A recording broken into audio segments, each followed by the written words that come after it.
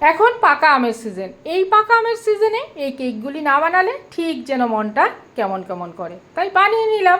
এইভাবে বাড়িতে কেক বানিয়ে আপনারা রেখে দিন আর মন ভরে খান। চায়ের সঙ্গেও আপনারা খেতে পারেন। আপনারাও এক পিস করে তুলে নিন বন্ধুরা। চলুন কথা না বাড়িয়ে এবার কাজে আসি। এই যে প্রথমেই একটা বাউল নিয়ে নিলাম, তার মধ্যে দিয়ে দিলাম সুজি 250 গ্রামের মতো, দিয়ে দিলাম ময়দাও সেই একই পরিমাণ দিয়ে, তারপর সেটার সঙ্গে দিয়ে দিলাম 2টো আমের পিউরি দিয়ে এবার এটাকে ভালোভাবে মিশিয়ে নিতে হবে আর ফেটিয়ে নিতে হবে। যত ফেটানো যাবে ততই কেক ভালো হবে। আমগুলিকে ভালো করে ছাড়িয়ে তারপর একটা মিক্সচারে এটাকে ভালো করে গ্রাইন্ড করে নিয়েছি। তারপর সেটাকে দিয়ে দিলাম। যেহেতু এটা হিমসাগর আম, এটার মধ্যে কোনো রকম আঁশ থাকে না, খুবই সুবিধা হয়। একটা কেক টিন তৈরি করে নিচ্ছি, তার মধ্যে তেলও নিয়ে নিলাম। এই কেক বানানোর সেদিন ইচ্ছেটা ছিল আমার মেয়ের, খুব ইচ্ছে ছিল ওর যে কেক তৈরি করবে, তাই তৈরি করছে, আমিও সঙ্গে হেল্প করছি ওর। যাই হোক, এবার কেক টিনটাকে ময়দা দিয়ে একটু ইসে করে নিতে হবে, কারণ কি বলুন তো, তাহলে কেকটা পোড়া লাগবে না। কমপ্লিট। এবার এদিকে ফেটানোও হয়ে যাচ্ছে, আমার মেয়ে মন দিয়ে ফেটিয়ে নিচ্ছে। এবার এটাকে ঢেলে দেওয়া হলো কেক টিনের মধ্যে।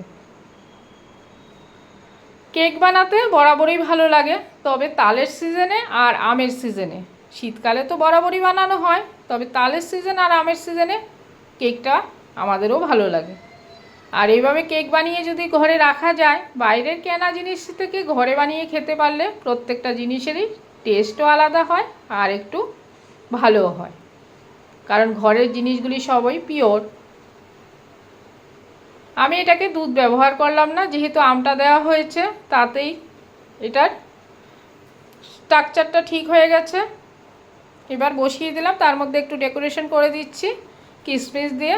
তোমরা চাইলে অন্য কিছু দিয়েও ডেকোরেশনটা করতে পারো।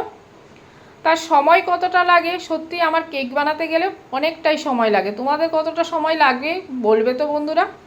আমার সত্যি কথা, ইন্ডাকশানে এটা করেছিলাম, কিন্তু আমার ঘন্টাখানেক সময় প্রায় লেগে গেছে।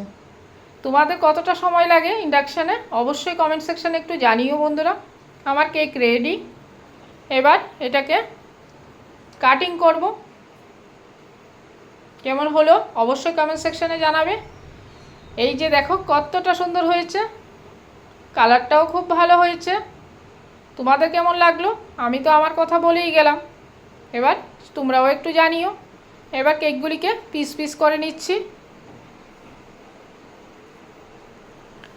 আমার অনেক নতুন নতুন বন্ধুরা এসছো, তাদের জন্য রইল অনেক অনেক শুভকামনা। আর পুরনো বন্ধুদের জন্য রইল অনেক অনেক ভালোবাসা। তোমরা ভালো থেকো, সুস্থ থেকো, এইভাবে আমাদের সঙ্গে বরাবর ভালোবাসা দিয়ে যেও বন্ধুরা। এই দেখো কতটা সুন্দর হয়েছে পিসগুলিও। একটা পিস খেলে মোটামুটি তোমার মন ভরে যাবে। আর আমের কত সুন্দর একটা ফ্লেভার বেরিয়েছে, দুর্দান্ত। আমের কেক খেতে তোমরা কে কে ভালোবাসো অবশ্যই কমেন্ট সেকশানে জানাও, আর এইভাবে তৈরি করো আর আমাকেও জানিও কেমন হয়।